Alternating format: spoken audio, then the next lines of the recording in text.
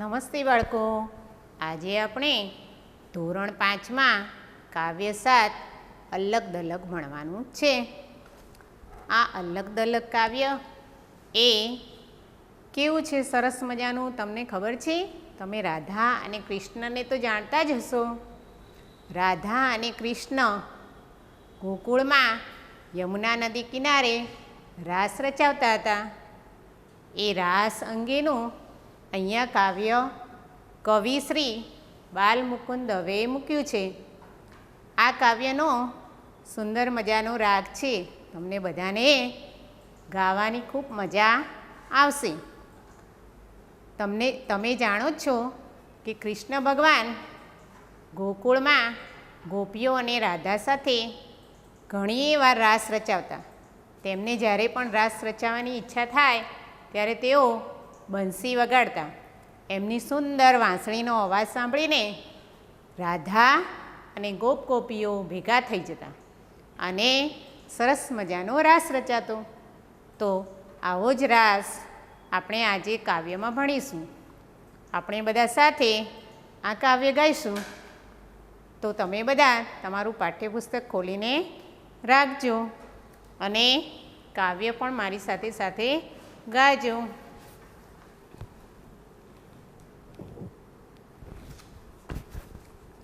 અલ્લક દલ્લક ઝાંઝર ઝલ્લક રઢિયાળો જમનાનો મલ્લક એથી સુંદર રાધા ગોરી મુખડું ઝળકે ઝલ્લક ઝલ્લક આભે પૂનમ ચાંદ ઉગ્યો છે રાસ ચગ્યો છે છમક છમક ગોપી ભેળો કાન ઘૂસ્યો છે ઢોલક વાગે ઢમક ઢમક રાધિકાનો હાર તૂટે છે મોતી ચળકે ચલ્લક ચલ્લક બધા જડ્યા પણ એક ખૂટે છે રૂએ રાધિકા છલ્લક છલ્લક લીધું હોય તો આલને કાના મોતી મારું ચલ્લક ચલ્લક તારા ચરિતર છે ક્યાં છાના જાણે આખો મલ્લક મલ્લક કાને ત્યાંથી દોટ મૂકી છે રીસ ચડી ગોપી જન વલ્લભ કદંબ છાયા ખૂબ ઝૂકી છે બંસી છેડે અલ્લપ ઝલ્લપ રાધા દોડે ચિત્ત અધીરે રાસ રચ્યો છે અલ્લક દલ્લક સૂર્યવણાએ ધીરે ધીરે ઉરતણાએ પલ્લક પલ્લક અલ્લક દલ્લક ઝાંઝર ઝલ્લક રઢિયાળો જમનાનો મલ્લક એથી સુંદર રાધા ગોરી મુખડું ઝળકે ઝલ્લક ઝલ્લક મુખડું ઝળકે ઝલ્લક ઝલ્લક. સાંભળીને કવિતા બાળકો, કેવી સરસ મજાની કવિતા હતી. ગાવાની મજા આવે એવી છે ને.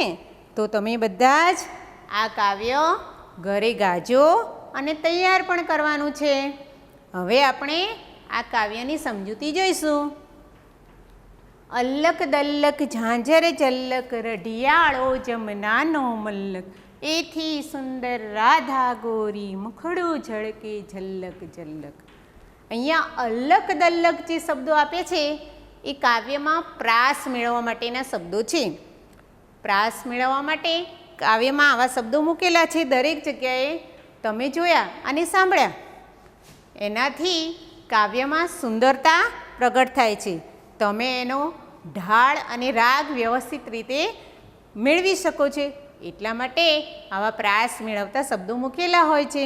તો અહીંયા અલગ દલ્લક, ઝલ્લક ઝલ્લક, ઢમક ઢમક એવી રીતે પ્રાસ મેળવવા માટે શબ્દો મૂકેલા છે. તો અહીંયા અલગ દલ્લક, ઝાંઝર ઝલ્લક, રઢિયાળો જમનાનો મલ્લક, એથી સુંદર રાધા ગોરી, મુખડું ઝળકે ઝલ્લક ઝલ્લક. રઢિયાળો જમનાનો મલ્લક એટલે કે જમના એટલે યમુના નદીની વાત અહીંયા કરી છે. તો યમુના નદી, મલ્લક એટલે પ્રદેશ, યમુના નદીની આસપાસનો જે પ્રદેશ છે એ ખૂબ જ સુંદર છે. અહીંયા યમુના નદીનો આસપાસનો પ્રદેશ તો ખૂબ જ સુંદર છે, પણ એનાથી પણ સુંદર કોણ છે? એનાથી પણ સુંદર છે રાધા. રાધાનું મુખડું એટલું સુંદર છે કે સરસ મજાનું એનો ચહેરો ચમકી રહ્યો છે. આભે પૂનમ ચાંદ ઉગ્યો છે, રાસ ચગ્યો છે છમ્મક છમ્મક, ગોપી ભેળો કાન ઘૂસ્યો છે, ઢોલક વાગે ઢમક ઢમક. એટલે આભે એટલે આકાશમાં, પૂનમનો ચંદ્ર એટલે કે પૂનમના દિવસે તમે જાણો જ છો બાળકો કે આકાશમાં કેવો સરસ મજાનો ગોળ થાળી જેવો ચંદ્ર ઉગેલો હોય છે અને એનું તેજ ધરતી પર કેવું સરસ ફેલાયેલું હોય છે. તો આવા સુંદર ચંદ્રમાના અજવાળામાં રાસ રચાયો છે અને બધી ગોપીઓ જે રાસ રમી રહી છે એના ભેગો કૃષ્ણ પણ એટલે કે ભગવાન શ્રી કૃષ્ણ પણ અંદર રાસ રમી રહ્યા છે અને રાસ રમતી વખતે સરસ મજાનું ઢોલક વાગી રહ્યું છે. રાધિકાનો હાર તૂટે છે, મોતી ચળકે ચલ્લક ચલ્લક, બધા ચડ્યા પણ એક ખૂટે છે, રૂએ રાધિકા છલ્લક છલ્લક. અહીંયા રાસ રમતા રમતા જે રાધાએ ગળામાં મોતીઓનો હાર પહેર્યો છે એ અચાનક તૂટી જાય છે. રાધાના આ હારના મોતી નીચે વેરાઈ જાય છે. રાધા નીચે બેસીને બધા મોતી ફટાફટ વીણવા લાગે છે. ચળકતા એના મોતી સરસ મજાના ચળકતા છે, માટે અહીંયા પ્રાસ મેળવવા માટે શબ્દ વાપર્યો છે ચલ્લક ચલ્લક. બધા મોતી વીણે છે પણ એને એક મોતી મળતું નથી એટલે તે રડવા લાગે છે. લીધું હોય તો આલ ને કાના, મોતી મારું ચલ્લક ચલ્લક, તારા ચરિતર છે ક્યાં છાના, જાણે આંખો મલ્લક મલ્લક. અહીંયા જ્યારે રાધાને પોતાનું મોતી મળતું નથી ત્યારે એ દોષ કોના ઉપર ઢોળે છે? કૃષ્ણ ઉપર. એ એમ કહે છે કે કૃષ્ણને એમ કહે છે કે તે મારું મોતી લીધું છે, જો તે લીધું હોય તો મને આપી દે, મારું સરસ મજાનું એક ચળકતું મોતી ખૂટે છે અને મને તો એમ જ લાગે છે કે તે જ આ મોતી લીધું હશે, કારણ કે તારા ચરિત્ર એટલે કે તારું વર્તન એવું છે જ કે આખો મલક એટલે કે આ યમુના નદીનો પ્રદેશ જે છે, અહીંનો જે પ્રદેશ છે એ તને ઓળખે છે કે તું કેવો નટખટ છે અને કેવી રીતે બધાને છેતરે છે. એટલે તારા વર્તનના કારણે મને એમ લાગે છે કે મારું મોતી તે જ લીધું છે. કાને ત્યાંથી દોટ મૂકી છે, રીસ ચડી ગોપીજન વલ્લભ, કદંબ છાયા ખૂબ ઝૂકી છે, બંસી છેડે અલ્લપ જલ્લપ. હવે રાધાએ જ્યારે ભગવાન કૃષ્ણ ઉપર આરોપ લગાવ્યો છે કે મોતી તમે લીધું છે, ત્યારે કૃષ્ણને રીસ ચડી જાય છે અને ત્યાંથી તે દોડી અને ભાગી જાય છે.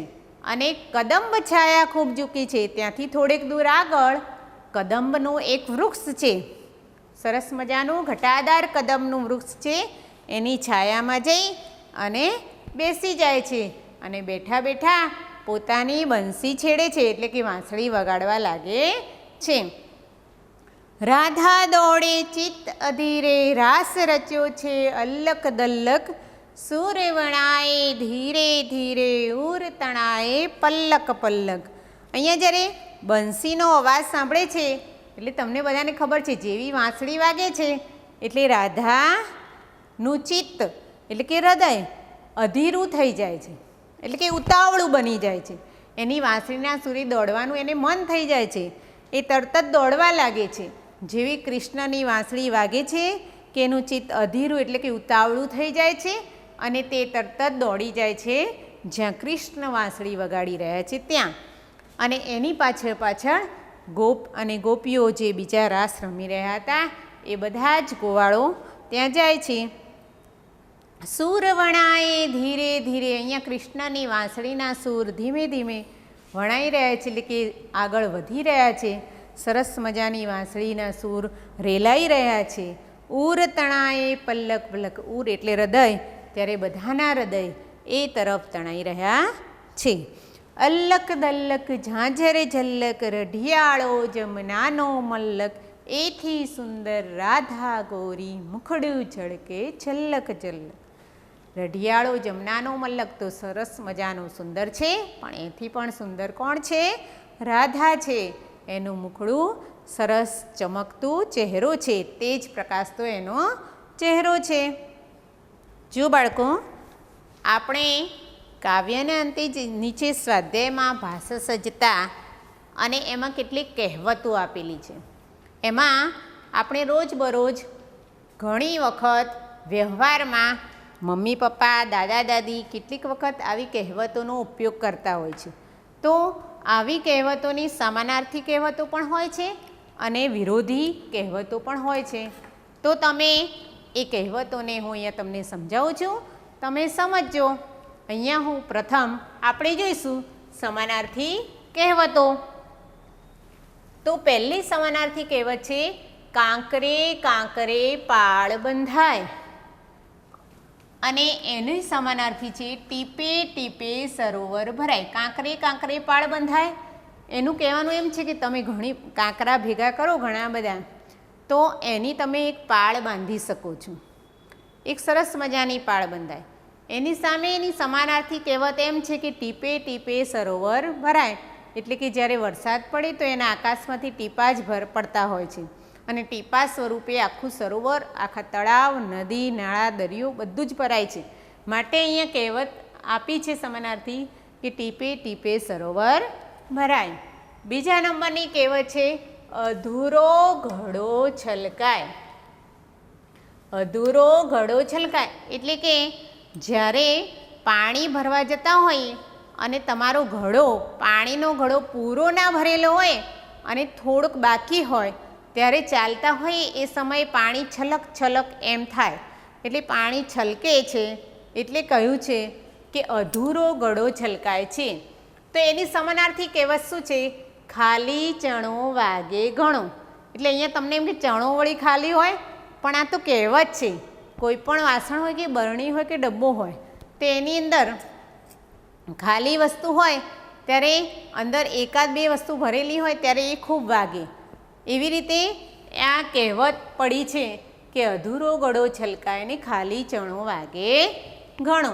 એ જ રીતે ત્રીજી કહેવત છે દાઝા ઉપર ડામ. દાઝા ઉપર ડામ. કેટલીક વખત તમે જોજો કે તમને મુસીબતનો સમય આવ્યો હોય ત્યારે એ સમયે ફરી બીજી ઉપરા ઉપરી મુસીબતો આવ્યા જ કરતી હોય.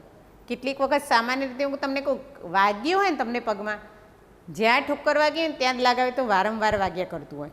એટલે અહીંયા કહેવત એમ વાગે છે કે તમારી મુશ્કેલીઓ આવતી હોય ત્યારે શરૂઆત થાય ત્યારે ઘણીવાર ઉપરા ઉપરી ઘણી બધી મુશ્કેલીઓ આવતી હોય, એટલે એમ કહ્યું છે કે દાઝા ઉપર ડામ.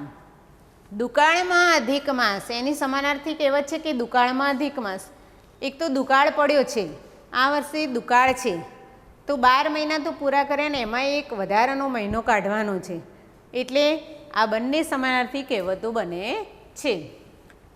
ચોથા નંબરની કહેવત છે ગાજા મેઘ વરસે નહીં. ગાજ્યા મેઘ વરસે નહીં. તમે સાંભળતા હશો ઘણીવાર કેટલો બધો ગાજતો હોય વરસાદ, પરંતુ વરસતો નથી એટલો બધો. ખૂબ જ ગાજતો હોય ત્યારે વરસાદ ખૂબ વરસતો નથી, એટલે કહેવત પડી છે કે ગાજ્યા મેઘ વરસે નહીં. એની સામે છે ભસતા કૂતરા કરડે નહીં. ઘણીવાર ખૂબ જ ભસતા હોય ને એ કૂતરા ક્યારેય કરડતા નથી, પણ શાંત હોય એ પાછળથી છાના મનાઈને પણ બટકું ભરી જાય. એટલા માટે કહેવત પડી છે કે ભસતા કૂતરા કરડે નહીં. પાંચમી કહેવત છે ઝાઝા હાથ રળિયામણા. ઝાઝા હાથ રળિયામણા, એટલે કે ઘણું મોટું તમારે કંઈક કામ કરવાનું હોય ત્યારે તમે ઘણા બધા ભેગા થાવ, ઘણા બધા માણસો ભેગા થાય તો તેમના હાથ પણ ઘણા બધા થઈ જાય. દરેક એક માણસને 2 હાથ હોય એવા 10 માણસ હોય તો 20 હાથ થઈ જાય, અને 20 હાથથી થયેલું કામ ઝડપથી પૂરું થાય. એટલા માટે કહ્યું છે, કહેવત પડી છે કે ઝાઝા હાથ રળિયામણા. અને સંપ ત્યાં જંપ. સંપ એટલે કે ઘણા બધા માણસોમાં સંપ હોય, અંદર ઝઘડતા ના હોય અને સંપથી કામ કરતા હોય તો તમારું કામ સરળતાથી પૂર્ણ થાય.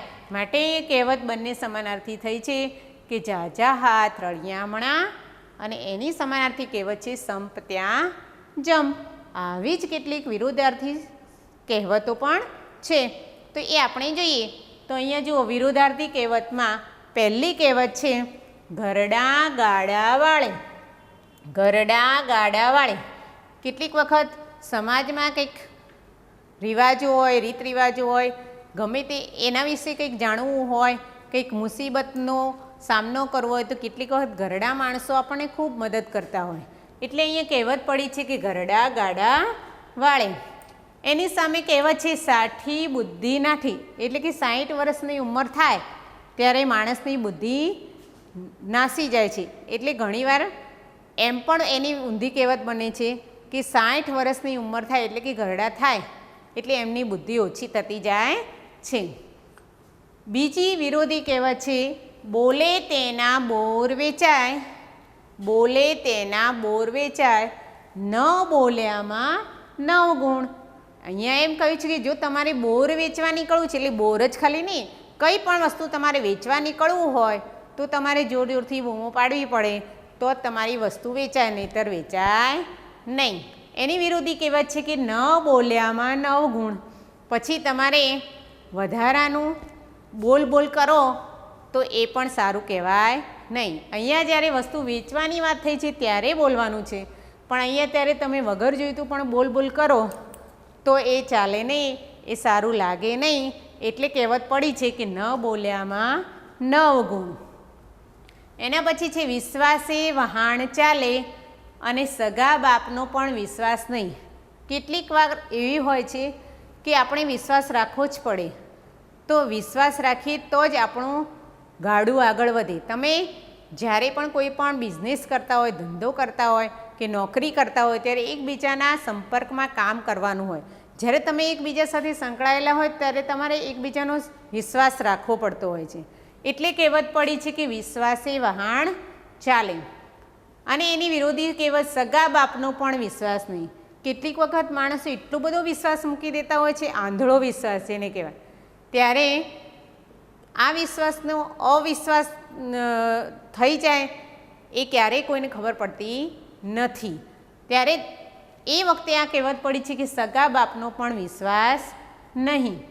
માગ્યા કરતાં મરવું ભલું. માગ્યા કરતાં મરવું ભલું એટલે કે પૈસા ટકાની અહીંયા વાત થઈ છે કે જો તમારે પૈસા ટકાની ભીડ પડતી હોય ત્યારે તમે કોઈની પાસે માગો એના કરતાં તમને એમ લાગવું જોઈએ કે મારે કોઈની પાસે માગવું પડે નહીં. માગ્યા કરતાં આપણે મરવું ભલું. કોઈના પાસે માગવું ના પડે એવી રીતે તમારી વ્યવસ્થા હોવી જોઈએ. એટલા માટે અહીંયા કહેવત પડી છે કે માગ્યા કરતાં મરવું ભલું. કોઈની પાસે માગીને લેવું જોઈએ નહીં. એની સામે વિરોધી કહેવત છે માગ્યા વિના મા પણ પીરસે નહીં. એટલે કે જો તમારે જમવા બેઠા હોય અને તમારે શું ખાવું છે ને શું લેવું છે ને કેટલું ખાવું છે ને કેટલું લેવું છે એ બાબતમાં તો તમારી માને પણ તમે માગશો નહીં તો એને ખબર પડશે નહીં કે તમે શું ખાવા માંગો છો, તમારે કેટલું જોઈએ છે. એટલા માટે કહેવત પડી છે માગ્યા વિના મા પણ પીરસે નહીં. બળિયાના 2 ભાગ. બળિયાના 2 ભાગ, બુદ્ધિ આગળ બળ પાણી ભરે. બળિયું જે બળવાન માણસ હોય એનું જોર બધે ચાલે, પણ ઘણી વખત બળિયું માણસ પણ પોતાની બુદ્ધિ ના લગાડે તો બુદ્ધિ વગર એ બળ કંઈ કામનું રહેતું નથી. એટલે અહીંયા વિરોધી કહેવતો પડી છે કે બળિયાના 2 ભાગ, બુદ્ધિ આગળ બળ પાણી ભરે. હવે આપણે ભાષા સજ્જતામાં જોઈશું કેટલાક જોડાક્ષરવાળા શબ્દો જે તમે કાવ્યમાં શીખી ગયા છો. અહીંયા કાવ્ય ગાતી વખતે કેટલાય શબ્દો એવા આવ્યા, અલ્લક દલ્લક, છલ્લક છલ્લક, પલ્લક પલ્લક. તો આ બધા શબ્દોમાં જ્યારે તમારે જોડાક્ષર લખવું હોય ત્યારે કેવી રીતે લખવો, અહીંયા તમને ભાષા સજ્જતામાં સરસ રીતે સમજાવ્યું છે. તો જુઓ, કક્કાની અંદર કક્કાના જે મૂળાક્ષરો છે એમાં કેટલાક અક્ષરો એવા છે કે જે સદંડી મૂળાક્ષરો કહેવાય છે. સદંડી મૂળાક્ષરો એટલે કે તમે જુઓ કે હું અહીંયા ખ લખીશ, આવી રીતે ખ કરીશ તો બાજુમાં મારે આવી રીતે દંડી કરવી પડશે. તો આ દંડી કરીએ એટલે એને સદંડી મૂળાક્ષર કહેવાય. આમાં કેટલાક એવા પણ મૂળાક્ષરો કે છે કે જેને દંડી બિલકુલ આવતી નથી. ધારો કે ક લખીશું તો આપણે સાદો આમ કરીશું, એને બાજુમાં દંડી કરવી પડતી નથી.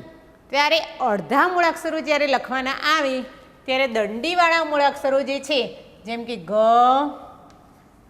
ચ, આ બધા દંડીવાળા મૂળાક્ષરો છે. અળ, વ, સ, ઘરનો ઘ, ધજાનો ધ, આ બધા પાછળ આપણે આમ દંડી લગાવીએ છીએ, માટે આ બધા સદંડી મૂળાક્ષરો કહેવાય. જ્યારે આ મૂળાક્ષરોને અડધા લખવાના આવે ત્યારે તમારે દંડી કાઢી દેવાની હોય છે, અને જે આગળનો અક્ષર હોય એને અડાડીને અક્ષર તમારે લખવાનો. એટલે કે સદંડી મૂળાક્ષરને આપણે અડધા મૂળાક્ષર તરીકે લખવો હોય તો એની દંડી વગર લખવાના હોય છે. અને જે દંડી વગરના મૂળાક્ષરો છે એને અડધા લખવાના આવતા નથી. એ જોડાક્ષર તરીકે ઉપયોગ થાય, પરંતુ ધારો કે મુક્કો તો આ કને આપણે અડીને જ ક લખીશું, એ રીતે આ જોડાક્ષર બનશે. જ્યારે સદંડી મૂળાક્ષરમાં આપણે દંડી ઉડાડીશું, ધારો કે વાળ્યો તો અળનો દંડી ઉડાડી દઈએ તો આ રીતે બનશે. લાગ્યું તો ગની દંડી નહીં લખવાની, જોડે ય લખી દેવાનો એટલે લાગ્યું. તમારા કાવ્યમાં છે અલ્લક, લ શબ્દ કેટલી વખત દંડી વગર લખેલું છે જોડાક્ષર તરીકે. લ એટલે પહેલો અડધો છે માટે દંડી લખવાની નહીં, અને સીધો આ અલ્લક, દલ્લક. આ રીતે સદંડી મૂળાક્ષરો અને દંડી વગરના મૂળાક્ષરો તમારા મૂળાક્ષરોની અંદર હોય છે. હવે તમારે કેટલાક સમાનાર્થી શબ્દો સમજવાના છે, તો તમે અહીંયા ધ્યાન આપજો. હું અહીંયા તમને કેટલાક સમાનાર્થી શબ્દો સમજાવું છું. અહીંયા બહુ જ ઓછા સમાનાર્થી શબ્દો છે કાવ્યમાં, અને તમને સમજાય એવા જ છે, છતાં પણ તમે આ બાજુ ધ્યાન આપશો. અહીંયા પહેલો શબ્દ છે રઢિયાળો. એ તમને પહેલાં કાવ્ય સમજાવ્યું ત્યારે મેં તમને સમજાવી દીધું હતું. રઢિયાળો એટલે કે સુંદર.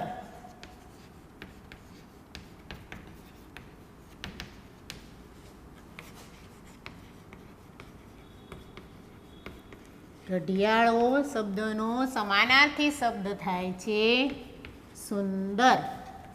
એવો જ બીજો શબ્દ છે અહીંયા ચરિત્ર. ચરિત્ર તો કાવ્યમાં એના માટે શબ્દ વપરાય છે ચરિતર, અને એનો સમાનાર્થી શબ્દ બીજો થાય છે વર્તન. તમારું વર્તન કેવું છે એમ. મુખડું, મુખડું, આ પણ તમને સમજાયું છે. મુખડું એટલે કે ચહેરો.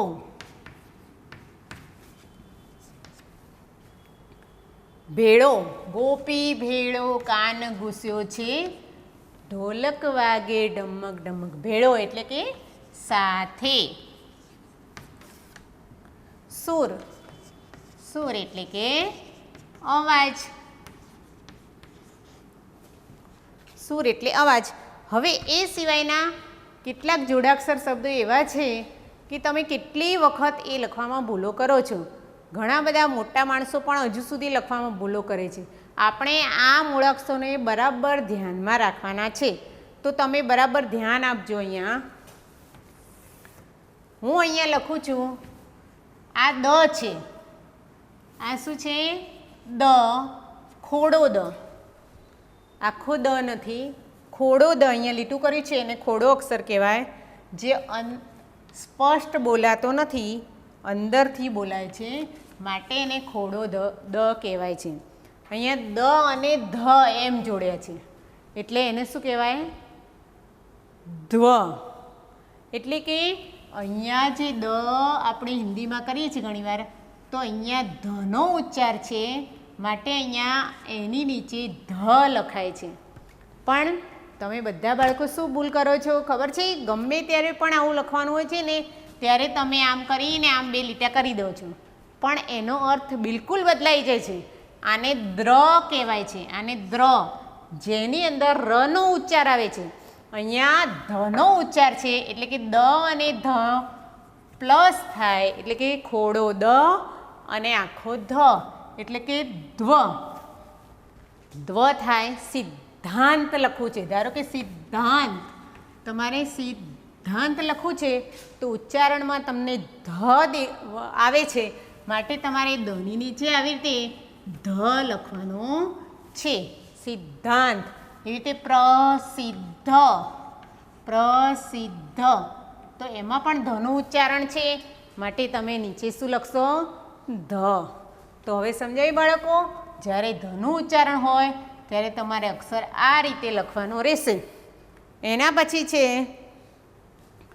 એ જ રીતે ખોડો દ, આ દ છે એ ખોડો છે અને પછી છે વ. તો દ્વ, એને કહેવાય દ્વ. ધારો કે આપણે અહીંયા ધ કરીએ ને તે વ વંચાય છે માટે આ દની નીચે આપણે અડધો આ રીતે વ કરીશું એટલે આનું ઉચ્ચારણ છે દ્વ. દ્વ શું થાય? દ્વ. જ્યારે પણ વનું ઉચ્ચારણ થાય ત્યારે તમારે આ રીતે લખવાનું છે. દ્વિતીય, દ્વિતીય, તો એમાં પણ વનું ઉચ્ચારણ થયું માટે દની નીચે આવી રીતે વ કરવાનો છે. દ્વિતીય. સમજાઈ ગયું? આ રીતે શબ્દો બનશે. દરેક વખતે અલગ અલગ ઉચ્ચારણ હોય ત્યારે અલગ અલગ રીતે લખાય છે. હવે તમે અહીંયા જોજો, દ ખોડો મેં લખ્યો છે અને પ્લસ અહીંયા ર છે. તો આ તો તમને બહુ સરસ આવડે છે. તો તમે જોજો રનું ઉચ્ચારણ એટલે બે લીટા આમ કરવાના છે એટલે આને કહેવાય દ્ર. શું કહેવાય? દ્ર. રુદ્ર, અહીંયા લખે રુદ્ર એટલે કે રનું ઉચ્ચારણ પાછળ થાય છે માટે આ રીતે બે લીટા કરવાના છે. નહીં કે ધ્વનું ઉચ્ચારણ થાય કે ધ્વનું ઉચ્ચારણ થાય ત્યારે પણ તમે બે લીટા કરો તો એ ખોટું પડે છે. માટે દરેકના ઉચ્ચારણ તમારે ખાસ યાદ રાખવાના છે. અહીંયા રુદ્ર થશે. એના પછી છે ધ્ય, એટલે કે આ ખોડો દ અને એની સાથે છે ય, તો આનું ઉચ્ચારણ થશે ધ્ય. એટલે કે આવી રીતે ધ્ય તમે જોયેલો છે. વિદ્યાર્થી,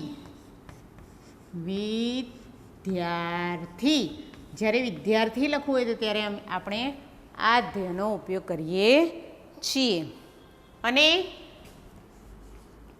દ, જે દ્વ એમ કહેવાય છે દ્વ, પણ આ દ ખોડો છે પણ આને આમ કરીને આમ લખાય છે. આ દ્વ આ રીતે પણ દ્વ લખાતો હોય છે. તો આ બધું ધ્યાન રાખવાનું છે કે જ્યારે પણ ધનું ઉચ્ચારણ થાય ત્યારે ધ્ય અને વનું ઉચ્ચારણ હોય ત્યારે દ્વ, રનું ઉચ્ચારણ હોય ત્યારે દ્ર, યનું ઉચ્ચારણ હોય ત્યારે ધ્ય અને દનું ઉચ્ચારણ હોય ત્યારે દ. એવી રીતે ઉચ્ચારણમાં ધ્યાન રાખીને તમારે શબ્દો લખવાના રહેશે. જો બાળકો, હવે આપણે સ્વાધ્યાયમાં કેટલાક પ્રશ્નો આપેલા છે. એક બે વાક્યના પ્રશ્નોના જવાબ એ તમારે અહીંયા આપવાના છે. જો અહીંયા પ્રશ્ન પહેલો છે, રાધા કોના કરતાં સુંદર છે? તો તમે કાવ્ય ગાયું, વાંચ્યું, સમજ્યું તો તમને ખબર હોવી જોઈએ કે રાધા કોના કરતાં સુંદર છે? તો રાધા જમુનાના રઢિયાળા પ્રદેશ કરતાં સુંદર છે. અહીંયા જવાબ શું બનશે કે રાધા જમુનાના રઢિયાળા પ્રદેશ કરતાં સુંદર છે.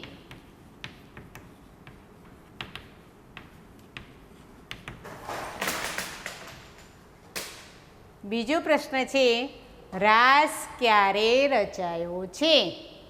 રાસ ક્યારે રચાયો છે? તો તમે જોજો બીજી કડીમાં લખ્યું છે કે આભે પૂનમ ચાંદ ઉગ્યો છે, રાસ રચ્યો છે છમક છમક. પણ આપણે કવિતાની લીટી નથી લખવાની, એનો પ્રશ્નનો જવાબ બનાવવાનો છે. તો આ રાસ ક્યારે રચાયો છે? તો જ્યારે રાસ આકાશમાં પૂનમની રાત છે ત્યારે રાસ રચાયો છે. તો રાસ પૂનમની રાતે રચાયો છે. એના પછી છે, રાસમાં કોણ કોણ રમે છે? રાસમાં કોણ કોણ રમે છે? તો તમને ખબર છે ને કે રાસમાં ગોવાળો, ગોપીઓ, કૃષ્ણ અને રાધા રાસ રમે છે. તો જવાબ શું બનશે? કે રાસમાં રાધા, કૃષ્ણ અને ગોપીઓ રમે છે. રાસમાં રાધા, કૃષ્ણ અને ગોપીઓ રમે છે. ત્યારબાદ પ્રશ્ન છે 4, શ્રી કૃષ્ણ ક્યાં બેસીને બંસી વગાડે છે? હવે જો અહીંયા કૃષ્ણને જ્યારે રીસ ચડે છે ત્યારે દોડતા દોડતા ક્યાં જાય છે? કાવ્યમાં હતું ને, તો દોડતા દોડતા એક કદમ વૃક્ષની છાયામાં જઈને બેસી જાય છે અને પછી બંસી વગાડે છે. તો અહીંયા જવાબ બનશે શ્રી કૃષ્ણ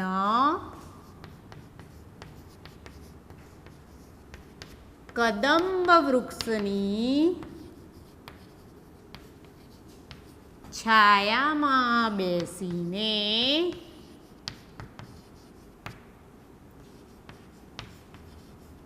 બંસી વગાડે છે.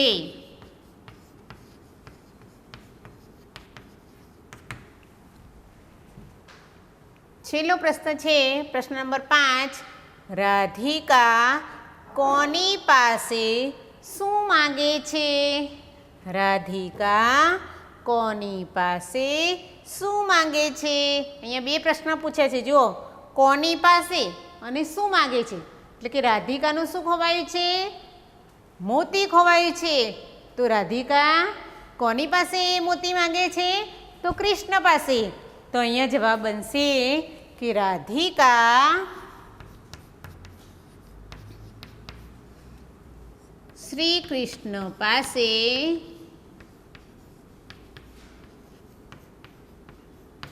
પોતાનું ખોવાયેલું મોતી માગે છે.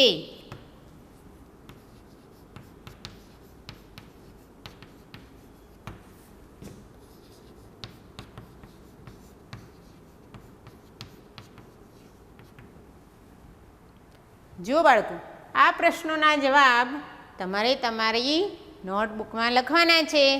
તો અને આ કાવ્ય પણ સરસ રીતે તમારે તૈયાર કરવાનું છે.